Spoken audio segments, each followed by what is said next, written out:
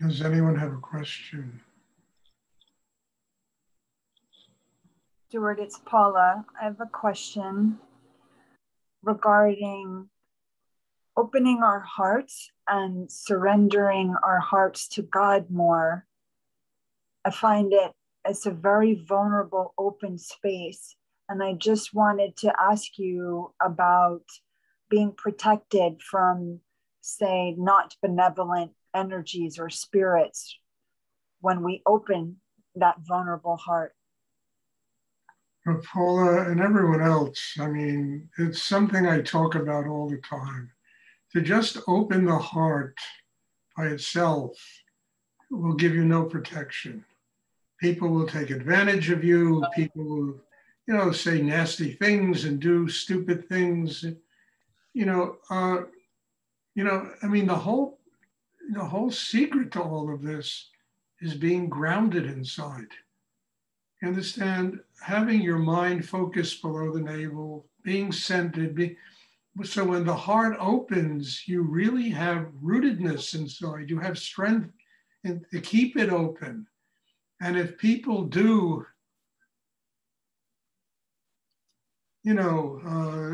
nasty and idiotic things, you have the inner strength to be able to allow them to just bounce off you. But if you just, a lot of teachers teach you just open the heart. And I understand their thinking. You understand the heart is the seat of love. God is love. We need to learn how to love. But the heart is not going to stay open unless it has foundation, grounding inside. So the whole practice that I teach and Rudy taught was the primary element was to build an inner foundation, because we have to get the heart open, but we need to be strong enough inside to be able to keep the heart open without getting slaughtered by life. So the answer to your question is the things I talk about all the time. You need to get grounded. Otherwise, forget about it. I mean, you can open the heart. I mean, I had students years ago used to come to me, I meditate. They used to do transcendental meditation. I meditate, and I feel so calm in my house. And as soon as I go out on the streets, I freak out. And that's not what this is about. What it is about is building a system so that whether you're meditating, you're on the bus, you're in a car, you're in the subway, wherever you are grounded. And whatever stuff goes on, you have the inner strength to be able to deal with it and keep your heart open. So this is a very important aspect of our work. And it's something, I don't know, I feel like a broken record. I talk about it so much. But I think it gets back to the very foundation of Rudy's teachings, the very base of everything he taught.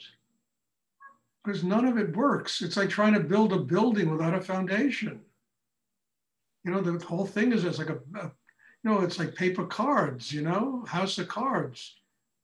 The wind comes along and blows the building down. It's like in my book, Navigating the River, I talk about a tree.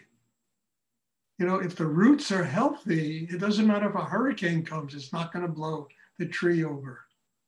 When the roots are not healthy, a tropical storm, a wind, or whatever it is, it'll blow the tree over.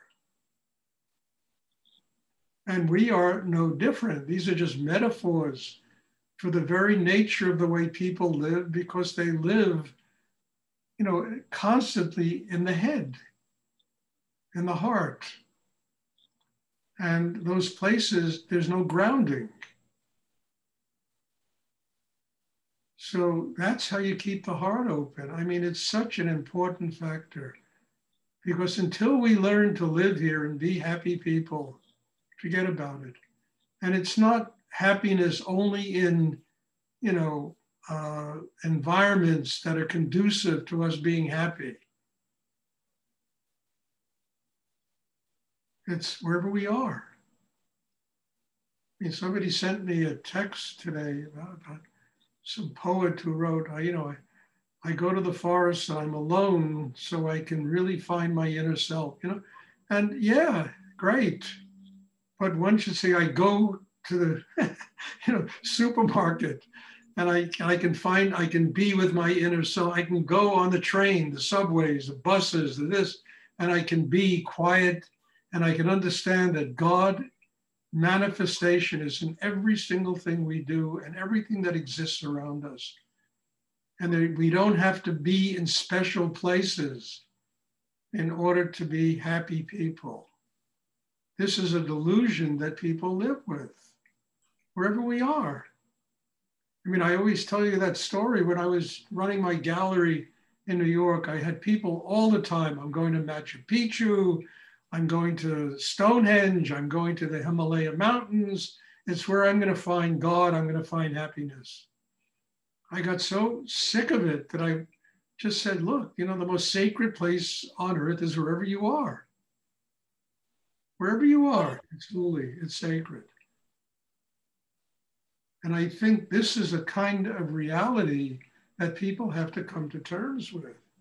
We cannot protect ourselves against all the different aspects of life and think that we're having a spiritual life because the environment, is somehow conducive for us being a little less tense. We have to build systems that allows us to function in every area of life.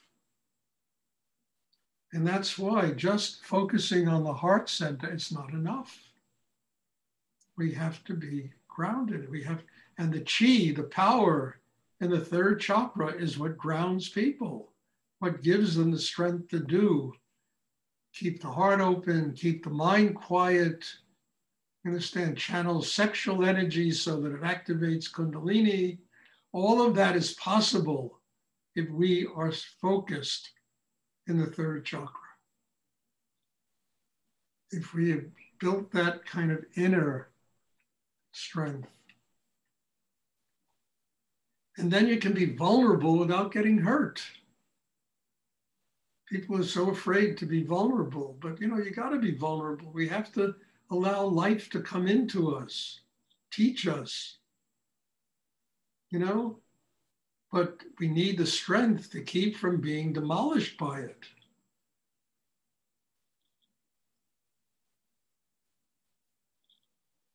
Thank you, Stuart. That was amazing. Thank you. Oh, you're welcome. And now start applying it, doing it, for God's sake. Does anyone else have a question you would like to ask? Look, I discovered the only real security in this life is a connection with spirit. And if I can't ground myself and be centered, I'll never truly have that connection. Because even that energy, the energy of God, spirit, whatever it's so powerful that it can burn people up if they aren't have that foundation in themselves. Or it turns them into a spiritual hors d'oeuvre,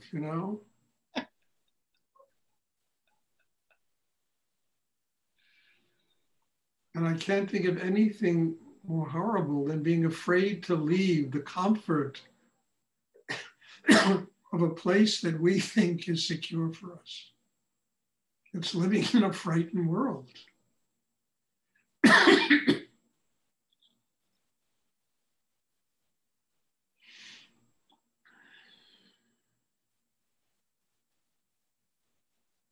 And honestly, it's why I stopped running ashrams. I didn't want, people hiding out in a place, because most people that were living in those places were afraid to go out, and deal with life. And I learned from Rudy, and I learned from my own inner work. The real temple is life. And an ashram has only one purpose. That's to help people get strong enough so they can live consciously in life's temple. That's his purpose. They should kick everybody out after a while. So they go out into life and learn how to recognize that all of God's creation is sacred.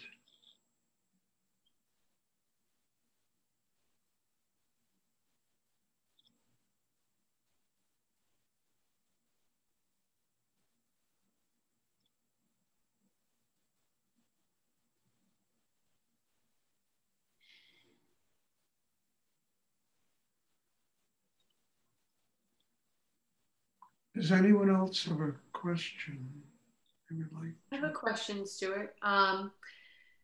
In Leia, it's very vivid when you talk about the colors, the blue, the gold, the light, when you're working with her. So it's first, I just wanted you to expand on that because I can feel it when I'm reading it in the book. It's palpable when you talk about those lights. At the same time, I'm curious, when you're in that meditative state, are you visualizing them, or how are you in the hara and seeing light without being in your head? So if you could just give some context to that energy, I would appreciate it. Wendy, dear, okay. Look, look, everybody has an aura of light around them. Everybody has light emanating. Some people's light is very bright, white, golden light. Other people have gray, dark energy surrounding them. Everybody has it. You open inside and you see it. And to open inside, you got to be in the hara. You have to be, the chakra system has to be working. But what is that? How does that keep you from seeing what is going on around you? And when I work with you all, there's light, there's radiance that comes out of some sort from every person sitting in the class. And it's not something I have to manufacture or look for, it's just there, And you just open and you tune into it. And a lot of that is real guidance about the kind of teachings people need in order to grow. You can see where the dark spots are inside them. And that's, it's not being in the hara, being in the head, that's all in your head, it's being centered and opening and having the chakra system truly working inside. And then that enables one to be able to perceive these things. You could truly, if you're really open inside, you can look at another human being and based upon their behavior at this moment, you can see what the rest of their life is going to be all about. Literally, you can see the plane that they are living on. Now, if a person is working on themselves and changing and grow, you can see that too. And it's very difficult to project that kind of person, what they're going to do with the rep, because they're growing and changing and working on themselves. But you see that in somebody, and that really needs to be nurtured. So all of this is a product of developing a really strong chakra system. And you're not going to develop a really strong chakra system if you don't build that inner foundation. I don't care what anybody teaches, I'm not interested in this stuff because I know how my life grew and what made it possible for me to do in my life what I've done. And that's my realm of experience. And also I had my head broken 100 times a day by Rudy teaching me this stuff, testing me all the time to see if I can get above certain situations by going to the right places inside myself. And it worked, for God's sake. And the place I always used to go to was the hara, and then the heart. And Nityananda used to come out of my heart. Rudy would come out of all of these great beings live there. We have to get grounded, open the heart, and let them come and guide us.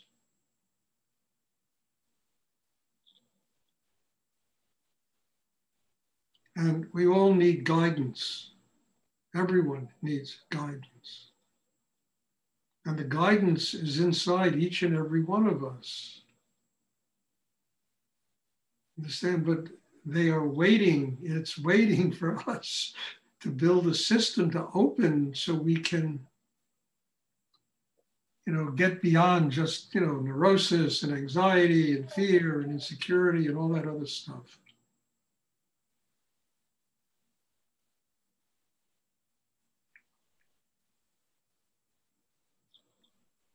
Yeah, the book Leia is a very good example of working with light, with color, with auras, trying to heal somebody.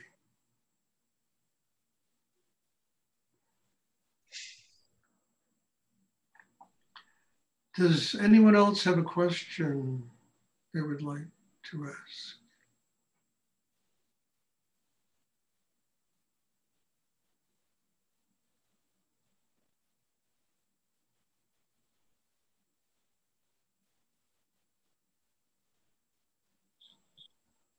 I mean, people that teach just open the heart, they have the right idea, but they need to teach the craft of how to do it. Not just focus here, because this is mush, it's emotion. But you need the craft. And meditation is simply a craft. That's all it is. There's no big deal, It's not a spiritual life. Meditation is a craft that can teach you how to have a spiritual life if you learn it properly.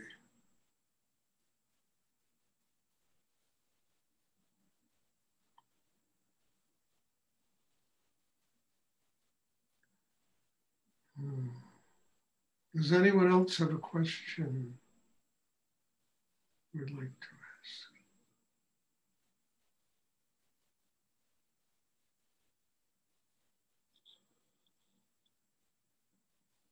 And just let me repeat that. Meditation is not a spiritual life. Because one meditates, that doesn't mean they're having a spiritual life. Meditation is simply the craft that can develop a system inside that will enable a human being to have a spiritual life. And that is why it's so essential for people to do it. Because whatever we learn in life, there's a craft involved. There's a craft. You want to be an artist? There's a craft. Musician, there's a craft. A lawyer, a doctor, a botanist, or whatever you want to learn in life, there's a craft. And meditation is probably the craft that most people overlook in their lifetime, because it makes you deal with the deepest part of your inner self. And that's very hard for people to deal with. But it's just a craft.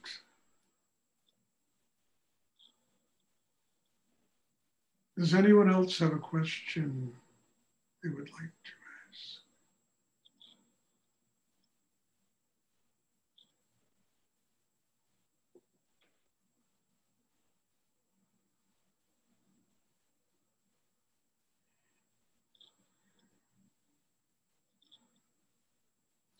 So all I'm trying to do is help you all develop the craft. Because once you get the craft and develop that craft, there's no end to the amount of growth that can take place inside a human being. No end to it. Because it connects you to what's infinite in the universe. And that's where the spiritual life is.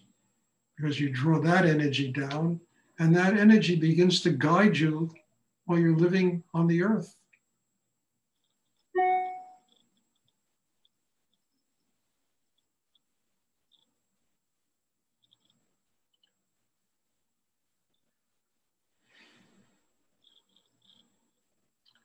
Does anyone else have a question? Okay, so I'll repeat it again. There won't be a class tomorrow. I have to go and have that, procedure done. And but there will be a class on Wednesday. And I'm, looking forward to seeing everybody. God bless you for putting up with Stuart and my stuff. And God bless you and thank you. As I always say, and I really mean this from my heart, that this is an amazing education for me, and I'm just so grateful that people come and we can, really share this amazing depth of inner work together. It's extraordinary. People from literally all over the world come. And it's just, to me, I'm just very grateful to be part of this. So thank you all and God bless you all. And there'll be meditation again on Wednesday evening. Thank you. Thank you, Stuart. Good night. Thank you, Stuart, very much. Thank you. Everybody.